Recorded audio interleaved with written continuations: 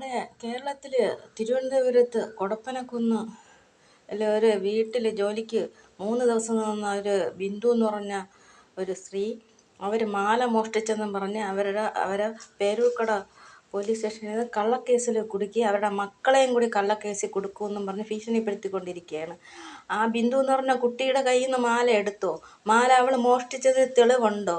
ഈ തെളിവോടുകൂടെ മാത്രമേ ആളെ കേസ് കൊടുക്കാൻ പറ്റുള്ളൂ.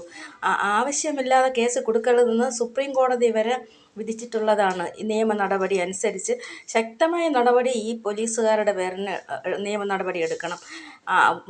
നടപടി എടുക്കണമെന്ന് വെച്ചാൽ ഒരു സ്ത്രീയെ വിളിച്ച അതിശയവും അസഭ്യവും സ്റ്റേഷനകത്ത് വെച്ച് ഈ ജനമൈത്രി പോലീസുകാർക്ക് അങ്ങനെ സംസാരിക്കാൻ പാടുണ്ടോ? അപ്പോൾ അതിന് ശക്തമായ നിലവിൽ നടപടി എടുക്കണം. എല്ലാ മാധ്യമങ്ങളും സമൂഹവും ഒറ്റക്കെട്ടായിട്ട് നിന്നിട്ട് ഈ പോലീസ് ഈ അസഭ്യമായിട്ട് ഒരു ലേഡിയെ സ്റ്റേഷനകത്ത് വെച്ച് ചീത്ത പറഞ്ഞ് അവഹേളിച്ചതിന് പരിഹസിച്ചതിന് ശക്തമായ നടപടി നേരിടണം. മാനനഷ്ട കേസ് ഫയൽ ചെയ്ത് ആ ഉദ്യോഗസ്ഥരെ സസ്പെൻഡ് ചെയ്യണം. ഇത് നീതിന്യായ കോടതി കേസ് ഫയൽ ചെയ്തേ തീരൂ. വനിതാ കമ്മീഷനും മനുഷ്യാവകാശ കമ്മീഷനും കേസ് ഫയൽ സ്വമേധയാ എടുത്തേ മതിയാവൂ.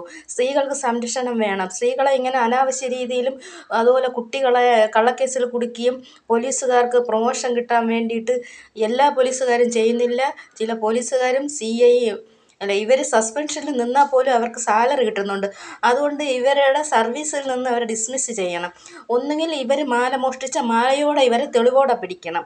അല്ലാതെ ആരെങ്കിലും പറഞ്ഞ ഷീല സണ്ണിയ മയക്കുമരുന്ന് ബാഗിൽ വെച്ച് പിടിച്ച് അറസ്റ്റ് ചെയ്ത് ജയിലിലാക്കിയതുപോലെ ഇനിയും സ്ത്രീകളെ ജയിലിലാക്കാമെന്നുള്ള വ്യാമോഹം ഉണ്ടെങ്കിൽ അതങ്ങ് മനസ്സിൽ വെച്ചിരുന്നാൽ മതി. ഇത് നിയമ നടപടി അനുസരിച്ച് സ്ത്രീകൾ ഐക്യജനാധിപത്യ മുന്നണി ലോക്കൽ കമ്മിറ്റി അംഗങ്ങളെല്ലാം ഇടപെടണം. ഇതിന് വേണ്ടിയിട്ട് സമൂഹത്തിറങ്ങാൻ തീരുമാനിച്ചിരിക്കുന്നു.